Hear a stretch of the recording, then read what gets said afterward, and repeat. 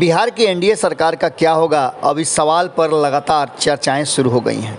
इसके पीछे कई ऐसे तर्क और तथ्य हैं जो मजबूर कर रहे हैं सोचने के लिए आम जनता तक को कि आखिर क्या होगा इस एनडीए सरकार का। क्या सरकार एक बार फिर से गिर जाएगी, मध्यावधि चुनाव होंगे या फिर सरकार का चेहरा बदलेगा। ये बात हम इसलिए कह रहे हैं कि लगातार एनडीए सरकार में शामिल दो घटक दल, हालांकि तीसरे दल भी, लेकिन दो घटक दलों ने तो साफ तरीके से विद्रोह का बिगुल फूंक दिया है और केंद्र सरकार के साथ साथ भारतीय जनता पार्टी के फैसले को गलत बता दिया है।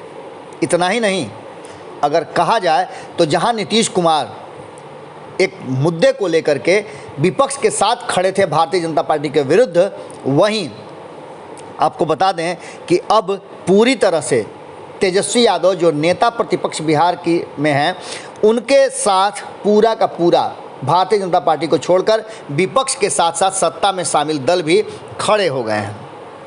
आपको बता दें कि बिहार में एनडीए सरकार के मंत्री और वीआईपी राष्ट्रीय अध्यक्ष मुकेश सहनी ने निराशाजनक बताया है भारतीय जनता पार्टी और केंद्र सरकार के फैसले को। उन्होंने कहा है कि जाति आधारित जनगणना करवाने को लेकर अपना संघर्ष वो जारी रखना चाहते हैं और इस संघर्ष से वो पीछे नहीं हटेंगे। उन्होंने कहा कि जातीय जनगणना पर कोई समझौता नहीं किया जा सकता है, सत्ता से ज़्यादा जनहित जरूरी है। ये बातें वीआईपी सुप्रीमो ने कही है। आपको बता दें कि नीतीश सरकार में पशु एवं मत्स्य संसाधन मंत्री मुकेश सहनी पूरी तरह से मुखर हो गए हैं और उन्होंने तो करोड़ों रुपए जातीय जनगणना कराने के लिए बिहार सरकार को देने का भी प्रस्ताव रख दिया है। आपको बता दें कि इस संबंध में जल्द ही मुख्यमंत्री नीतीश कुमार से वो मिलेंगे और यह जानकारी पार्टी के राष्ट्रीय प्रवक्ता के द्वारा उन्होंने दिलवाई है। हमने सुना है कि निजी चैनलों से बातचीत के दौरान मुकेश सहनी ने स्पष्ट तरीके से कहा है कि हर हाल में जातीय जनगणना जरूरी है और इससे लोगों के जीवन स्तर में सुधार होगा और योजनाएं बनाने में सुविधाएं होंगी। बहुत खुशी खुशी बिहार के 10 दल गए थे प्रधानमंत्री नरेंद्र मोदी से मिलने के लिए और उन्हें आश्वासन दिया गया था कि जातीय जनगणना पर सकारात्मक विचार करेंगे। आपको बता दें कि अकेले मुकेश सहनी इस होड़ में शामिल नहीं हैं। हिंदुस्तानी अवाम मोर्चा के राष्ट्रीय अध्यक्ष और पूर्व मुख्यमंत्री जीतन राम मांझी ने भी जातीय जनगणना पर केंद्र सरकार के फैसले को काफ़ी दुखद बताया है। उन्होंने कहा है कि हमारा संविधान कहता है कि जिसकी जितनी जनसंख्या भारी मिलेगा उसको उतनी हिस्सेदारी। ये बातें जब तेजस्वी यादव 2019 के चुनाव में कह रहे थे तो तब ये सब लोग उनके साथ खड़े थे। तेजस्वी यादव की चिट्ठी के बाद से बिहार की राजनीति में एक अलग तरह का भूचाल आ गया है।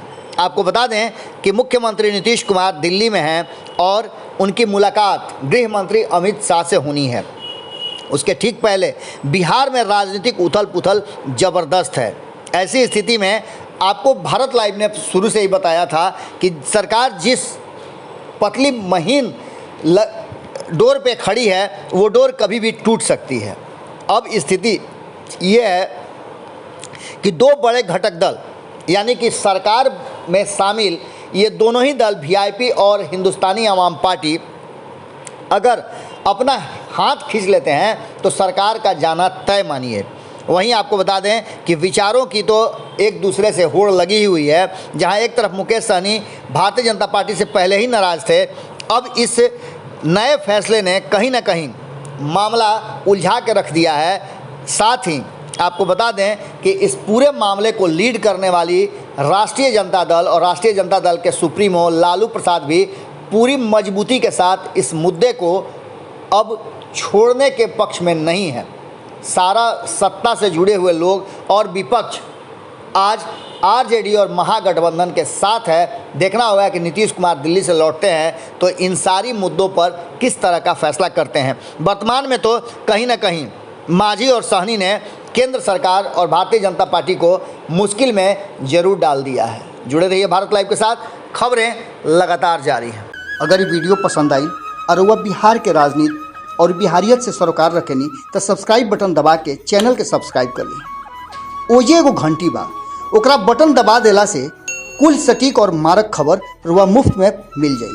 अगर रुआ पत्रकारिता के हमनी के नया प्रयोग में सहयोग कर चाहतानी तो ज्वाइन बटन दबा दी। पेटीएम नंबर नोट कर ली 9386816700। धन्यवाद।